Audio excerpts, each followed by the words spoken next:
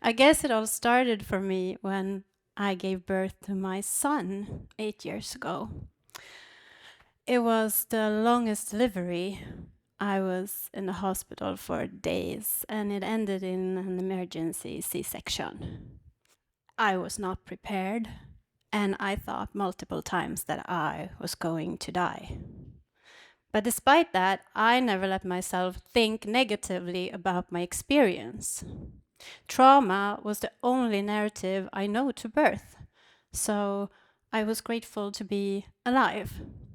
When I was asked in a hospital to rate my experience afterwards, I gave it a 9 out of 10, 10 being the most positive experience you can have. At that time, I had worked as a commercial photographer for over 10 years, but I had never written before.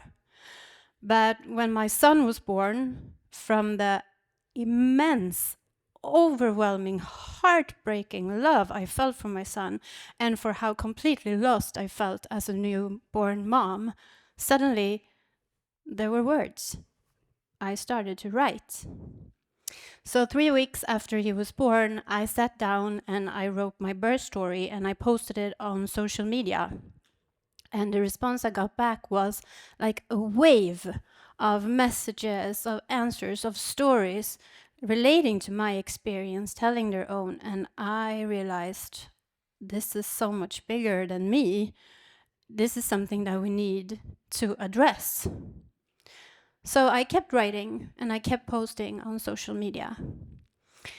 But around the same time, I got a request from a commercial client who wondered if I could shoot and photograph a commercial film within a delivery room. I would be at birth and film and photograph. And I thought, sure, absolutely, why not? No problem. I mean, I have worked with real people, real stories, taking photos of people's real lives for more than 10 years, and I write about this stuff, so who is more suited than me? I am perfect for this. And I never thought about how I was going to feel or how it was going to affect me. When you work commercially, there's always a lot of practical aspects, like who, where, when. And of course, in this situation, the biggest question was who? Like, who are we going to find who wants to photograph me in the room while giving birth, and then also wants this to be a film that's posted in theaters, on the television, in buses, in trams, in the subway?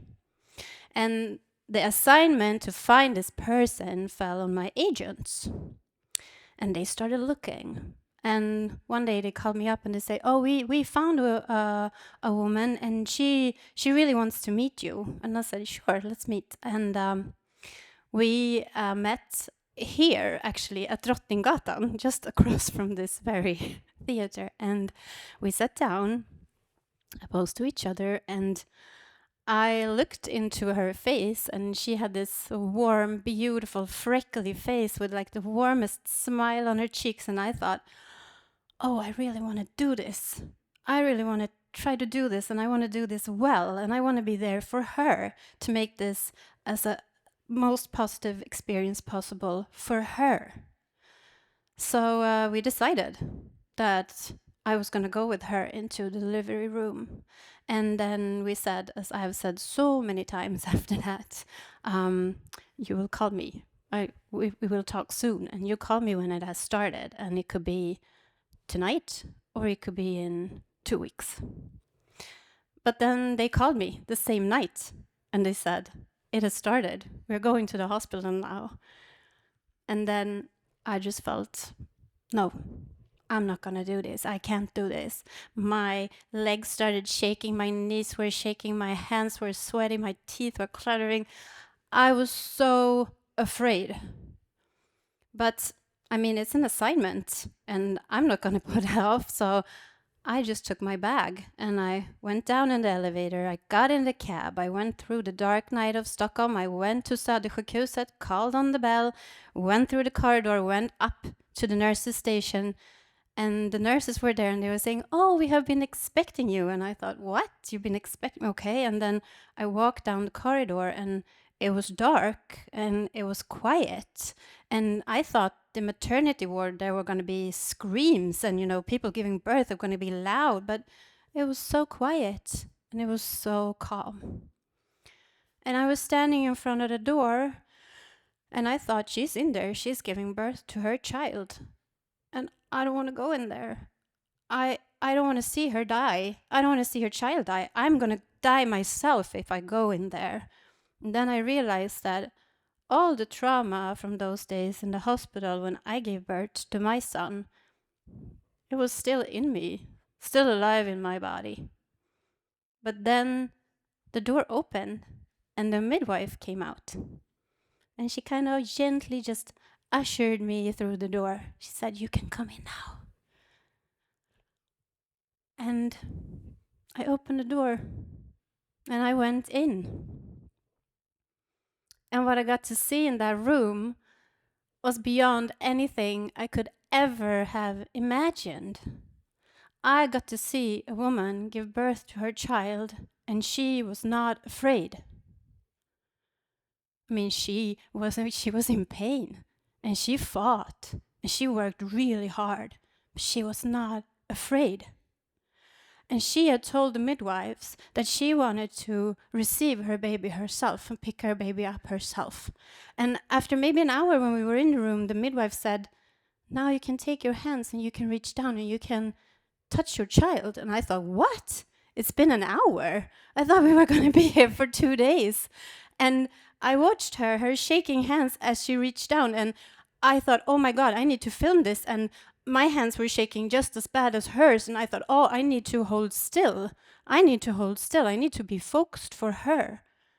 And so I filmed as she reached down and she put her hands on her baby's head. And then she stroked like this and she said, "I feel my baby. I feel my baby." And then she grabbed onto him and she pulled him up. And as she did so, he opened his pool like big dark eyes and she said, "He's looking at me. He's looking at me." And my world exploded. Everything changed. I realized in that moment that I had only known one narrative to birth. And I thought it was the same for everyone. Yeah, sure, I know there are different kind of births. There's some vaginal, there's C-section, or even twins sometimes. But I thought the narrative, the experience was the same for everyone. And in that moment, I realized, no, it is as individual as the person being born. And I thought, I need to explore this.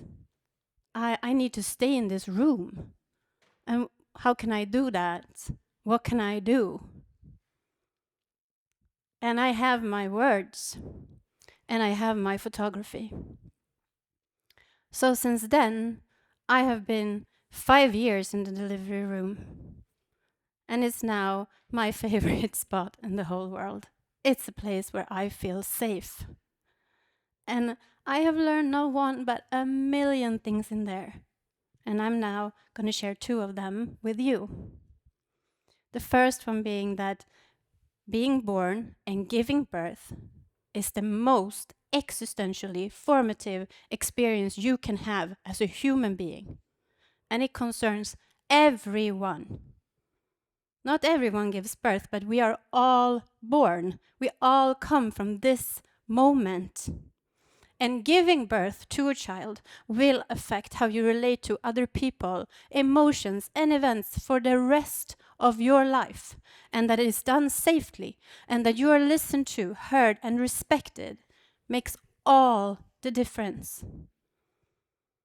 The second thing that I have learned is this.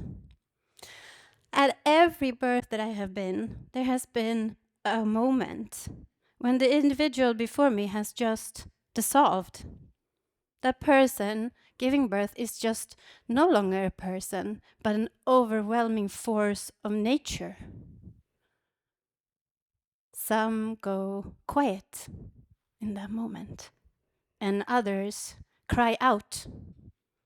Where do we go when we hide ourselves in our own screams? When we cross the limit of what we thought was possible, the limit of our own fears? We slide down, out, away, out in the universe, out in the cosmos, just deeper into ourselves than ever before.